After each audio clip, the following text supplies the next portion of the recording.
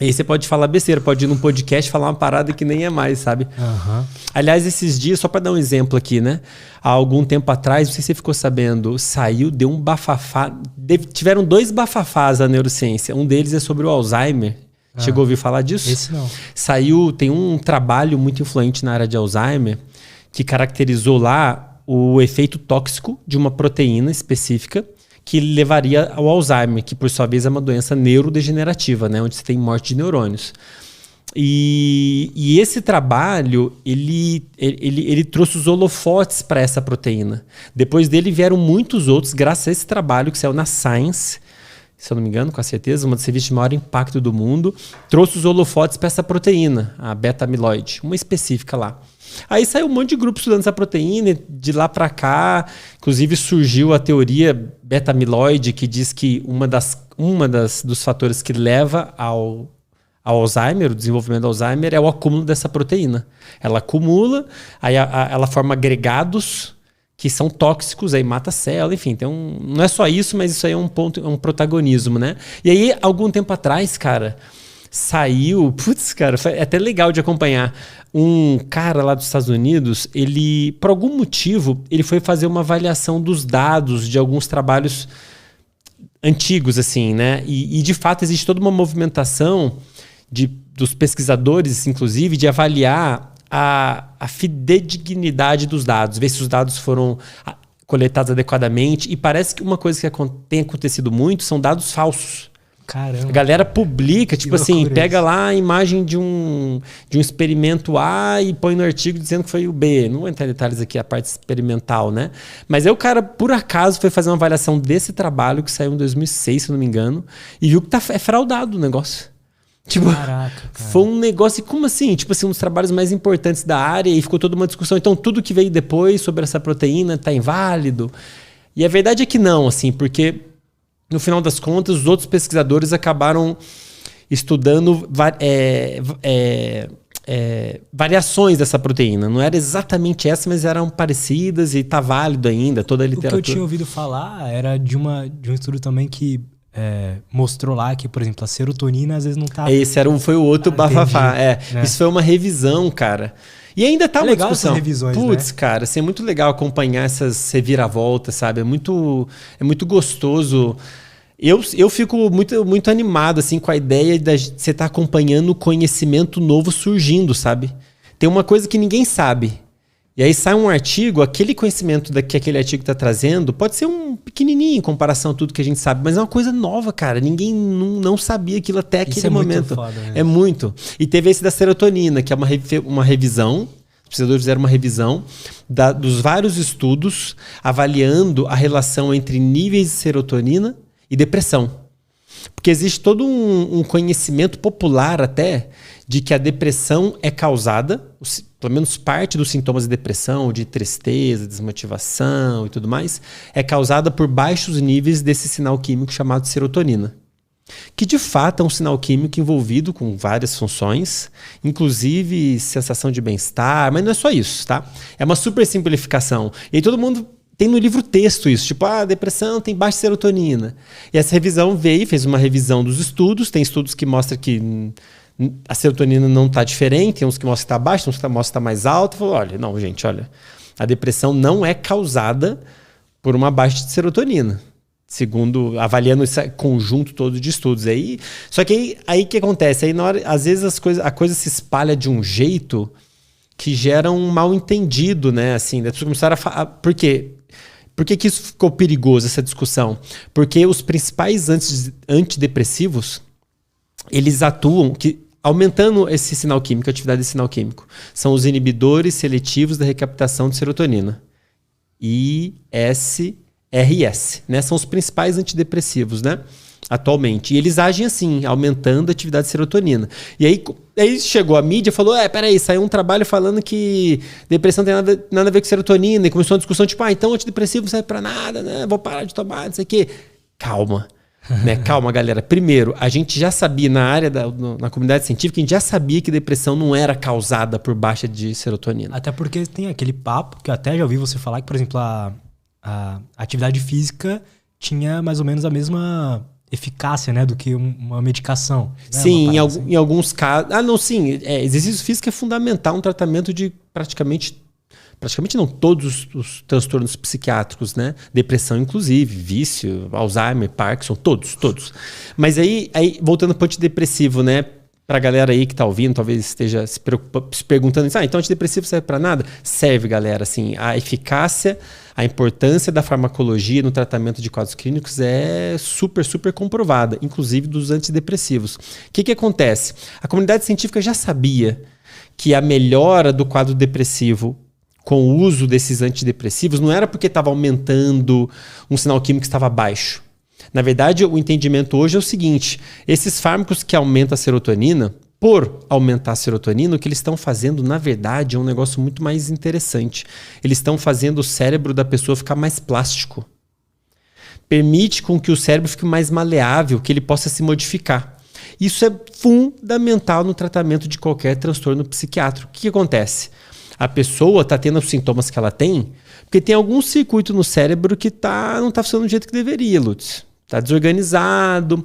Por exemplo, a depressão. Depressão, um dos sintomas muito comum é a pessoa ter crenças negativas, vamos dizer assim. Ela não consegue, ela é incapaz, ela vê o futuro de uma forma muito negativa e é difícil mudar isso. É como se ela tivesse uma crença sobre ela, sobre o mundo, difícil de mudar. E aí, se você usa algum fármaco que permite com que o cérebro se modifique com mais facilidade, você consegue modificar os circuitos do cérebro, inclusive a crença da pessoa. Perfeito. Seria o que um psicoterapeuta está fazendo ali meio que ao vivo, né? Isso, e é importante deixar claro que o uso desses fármacos, ele só vai ser eficaz se tiver psicoterapia junto. Porque a melhora desses quadros clínicos envolve aprendizado, envolve a pessoa modificar os circuitos do cérebro, no caso da depressão, você modificar as crenças da pessoa. O fármaco só está ajudando no processo, ele está deixando o cérebro mais maleável. Então a gente está tendo essa discussão, Lutz, assim, é outro ponto que está bombando na neurociência, que é o uso dos psicodélicos. São aquelas drogas alucinógenas, LSD, o chá de ayahuasca, a psilocibina, né, que é do cogumelo. Então são substâncias alucinógenas, só que se for olhar o efeito que elas têm no cérebro, adivinha? Elas agem nos mesmos lugares que a serotonina. Elas agem lá no mesmo lugar que a serotonina. Enfim, não vou entrar em detalhes em relação ao efeito alucinógeno, mas o que acontece é que os pesquisadores agora estão vendo que esses fármacos têm um potencial enorme de ajudar no tratamento de quadros como, por exemplo, de depressão. Então, você tem um grupo lá de pessoas que têm depressão. Por algum motivo, o antidepressivo tradicional, o que eu comentei, não funciona tão bem com eles. E eles estão vendo que esse outro grupo de fármacos funciona, esses alucinógenos. E uma vantagem desse tipo de tratamento com base nesses fármacos é que eles têm um efeito muito mais imediato. O efeito que eles têm no cérebro lá, atuando nos lugares da serotonina, é na hora. O antidepressivo tradicional leva tempo para ele mexer nos níveis de serotonina. Leva 1, 2, 3 semanas. Então leva tempo para você começar a ter efeito do fármaco e o tratamento começar a andar, né? Esses alucinógenos é na hora. Então a pessoa faz recebe lá uma dose X uma vez no dia. Naquele dia você já percebe melhora. Eu, aliás, até li um trabalho há pouco tempo, mais um trabalho mostrando isso, né? Então, a pessoa com depressão faz uso de um desses alucinógenos, tem que ser com acompanhamento médico, uma dose específica, uma dose baixinha, não é uma dose que ela vai alucinar, é uma dose baixinha, né? Tem geralmente uma terapia rolando ao mesmo tempo isso, também, e tem que ter um processo terapêutico. É como se você abrisse as portas do aprendizado do cérebro, mas você tem que ter alguém orientando. As modificações, assim, cara. E é uma outra coisa que está quentíssima na literatura. Inclusive, me falta tempo, Lutz, para acompanhar, sabe? Um dos motivos pelo qual eu estou empolgado com a comunidade. Aliás, está super convidado para participar. Eu vou. É para ter gente fazendo isso comigo, sabe? Tipo, André, isso é um trabalho agora, não sei o que lá, vamos discutir isso daqui. Porque é difícil acompanhar tudo, cara. E é fascinante a parada. É muito fascinante, cara. E, assim, eu te falo, né, que eu acompanho o Joe Rogan, o Huberman e tal, essa galera da gringa. Eles falam isso há anos já, né? De psicodélicos e tudo mais. Pra quem já tomou, sabe que é justamente isso, né? Ele dá uma... Você começa a perceber as coisas de uma forma diferente. Sim. Fica mais fácil de você aprender uma coisa. Sim. Não no sentido de beleza, eu vou tomar e vou estudar aqui, vou aprender um tema. Sim, não é sim. isso, mas você realmente às vezes percebe coisas e se tem alguém te guiando, aquilo quebra algumas crenças mesmo. Sim, legal. E é isso, cara, assim, então, o que os estudos estão mostrando, olhando lá pro cérebro da pessoa, é que o efeito desses fármacos é porque a serotonina tem esse papel também, né? A galera, quando fala de serotonina, você ouve de tudo. Porque ela tá envolvida com sono, ela tá envolvida com aprendizado, com plasticidade, né? Que plasticidade é neuroplasticidade é a capacidade do cérebro se modificar. É uma das funções mais importantes do nosso cérebro.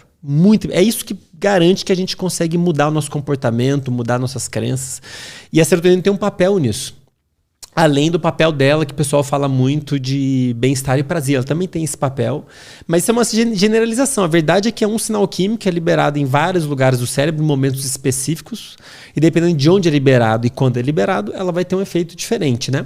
Então, nesse contexto dos tratamentos da depressão, por exemplo, ela é interessante porque esses fármacos ativam ali vão atuar como se fosse a serotonina, vamos dizer assim, de certa forma.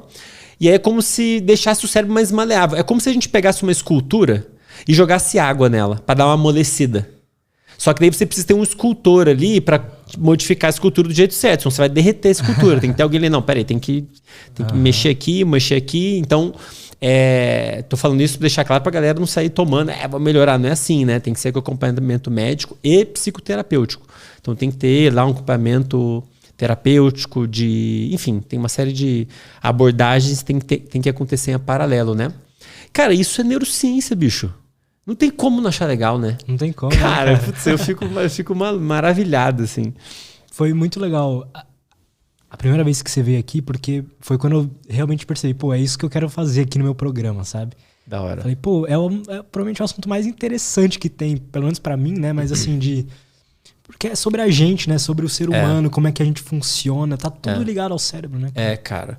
Cara, eu me pergunto isso desde que eu sou novo. Não sei, a galera que deve estar escutando vai se identificar com o que eu vou falar agora. E você, provavelmente. Desde que eu sou novo mesmo, eu era moleque, assim. Eu sempre fui fascinado por comportamento humano, cara. Eu sou daqueles que vou numa festa, eu acho legal ficar observando as pessoas na festa, assim, como se fossem uns macacos, sabe? E se você olha com uma ótica, como se fosse um alienígena, cara, você vê que a gente é realmente um macaco. Nós somos meio que como se fosse um macacão grande.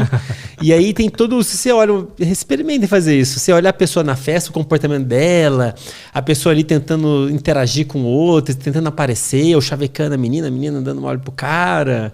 E quando estão embriagados, então fica mais engraçado ainda, cara. Assim, desde novo eu sou fascinado por comportamento de um modo geral.